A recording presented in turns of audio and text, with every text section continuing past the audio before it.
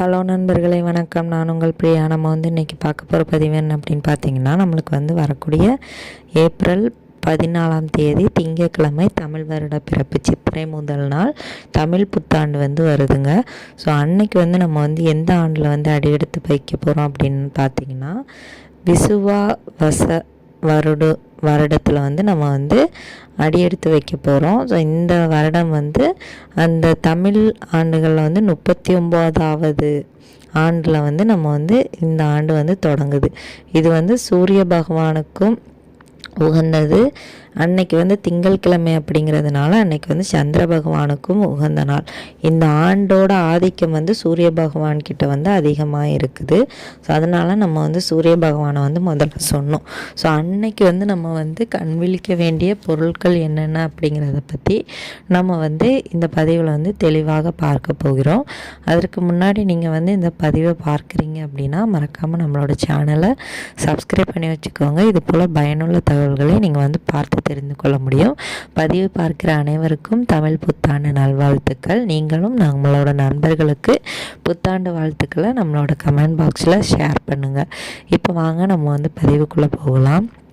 புத்தாண்டு அன்னைக்கு நம்ம எல்லாருக்குமே தெரியும், நிறைய விஷயங்கள் நம்ம பண்ணுவோம். நிறைய பேர் பெரியவங்க காலில் விழுந்து ஆசீர்வாதம் வாங்கிட்டு அன்னைக்கு கை நீட்ட பைசா வாங்குவாங்க. கோவில்களுக்கு போனால் அங்கேயும் எல்லாருக்குமே கோவிலில் இருந்துட்டு காசு தருவாங்க. 5 ரூபா, 1 ரூபா, 10 ரூபா, எந்தெந்த கோயிலில் எவ்வளவு காசு தர முடியுமோ அந்த அளவுக்கு தருவாங்க. அதுக்கு கூடவே காய்கறிகள், பழங்கள், இந்த மாதிரி உணவுகள், அப்புறம் பூக்கள், இந்த மாதிரி எல்லாமே தருவாங்க. அன்னைக்கு இதெல்லாம் ரொம்பவும் சிறப்பு.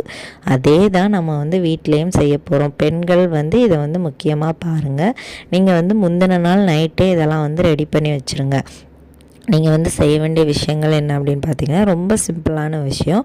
உங்கள் பூஜை அறையை நல்லா தொடச்சி சுத்தம் பண்ணி க்ளீன் பண்ணியிருப்பீங்க. அப்படியும் அதுலேயே நீங்கள் 3 பழங்கள், முக்கணிகள் வைக்கணும். மாப்பழா, வாழை, இந்த 3ஐயும் வைக்கணும். அப்புறம் தானிய வகைகள், அரிசி, பருப்பு, அப்புறம் உப்பு, சீனி இல்லாட்டி சர்க்கரை, இந்த மாதிரி ஏதாச்சும் ஒன்று வைங்க.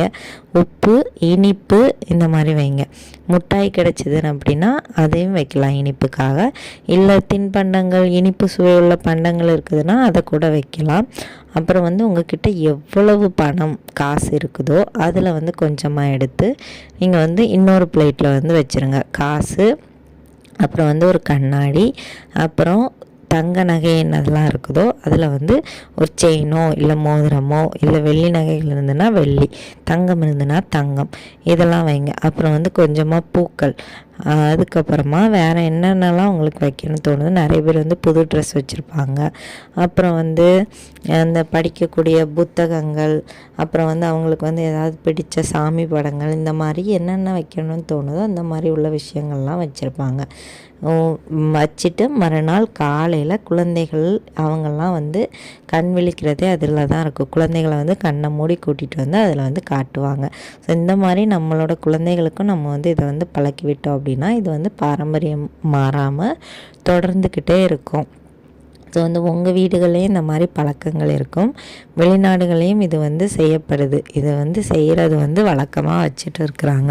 ஸோ உங்கள் வீட்லேயும் பழக்கமாக இருந்தது அப்படின்னா உங்களுக்கு சொல்ல வேண்டிய அவசியமே இல்லை. நீங்கள் தாராளமாக தெரிஞ்சு வச்சுருப்பீங்க. நீங்கள் தொடர்ந்து செய்கிறதுனால உங்களுக்கு எல்லா விஷயங்களும் தெரியும்.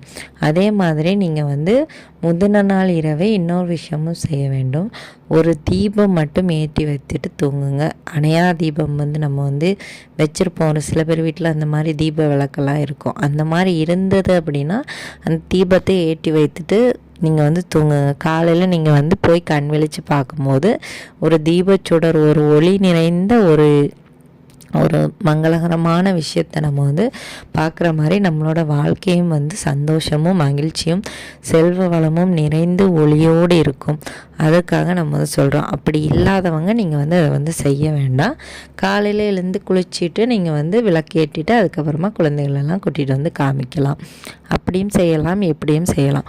அதுக்கப்புறமா நம்ம முதல்ல சொல்லியிருந்தோம், பெரியவங்கக்கிட்ட அன்றைக்கி காசு வாங்கணும் அப்படின்ட்டு. பெரியவங்க உங்களால் முடிஞ்சது அப்படின்னா கண்டிப்பாக உங்கள் வீட்டுக்கு சின்ன குழந்தைகள்லாம் வருவாங்க. நம்மளோட சின்ன குழந்தைகளுக்கு நம்ம காசு கொடுக்கும்போது அன்னைக்கு பணம் நம்மளுக்கு அதிகமாக பெருகும். பெருகுமா.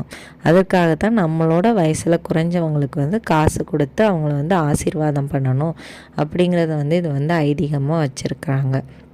ஸோ உங்களால் முடிஞ்சது அப்படின்னா உங்களோட பேர குழந்தைங்களுக்கெல்லாம் ஒரு 10 ரூபாயினாலும் நீங்கள் வந்து கண்டிப்பாக கொடுங்க. அதற்கான பலன்கள் வந்து உங்களுக்கு வந்து 100 மடங்காக திரும்ப கிடைக்கும். ஸோ அதனால் இந்த பதிவு வந்து கண்டிப்பாக பார்க்கக்கூடிய அனைவருக்குமே உபயோகமாக இருக்கும்னு நினைக்கிறேன். அப்புறம் வந்து அன்னைக்கு வந்து நம்ம வந்து எல்லோ கலரில் தான் ட்ரெஸ் போடணும். இதுக்கு முன்னாடி நம்ம ஒரு பதிவும் போட்டிருக்கோம். எல்லோ கலர் ட்ரெஸ்ஸு, எல்லோ கலரில் பிங்க் கலர் பார்ட்ரு இல்லை ப்ளூ கலர் பார்ட்ரு, இந்த மாதிரி எல்லோ வந்து அதிகமாக இருக்கக்கூடிய ஆடைகள் வந்து அன்றைக்கி வந்து அணியணும். மங்களகரமான நாளுங்கிறதுனால மஞ்சள் நிற ஆடைகளை வந்து நீங்கள் வந்து கண்டிப்பாக அணிஞ்சிட்டு சித்திரை திருநாளை வந்து கொண்டாடுங்க. கண்டிப்பாக நல்ல பலன்கள்லாம் உங்களுக்கு வந்து சேரட்டும். கடவுள் வந்து உங்களுக்கு வந்து எப்போதும் துணையாக இருக்கட்டும். இந்த பதிவு வந்து கண்டிப்பாக உங்கள் எல்லாருக்கும் உபயோகமாக இருக்கும். உபயோகமாக இருந்தது அப்படின்னா லைக் பண்ணிவிட்டு உங்களோட நண்பர்களுக்கும் இந்த பதிவு வந்து ஷேர் பண்ணுங்கள். இந்த வீடியோவின் முழு பதிவை பார்த்த அனைத்து நண்பர்களுக்கும் மிக்க நன்றி.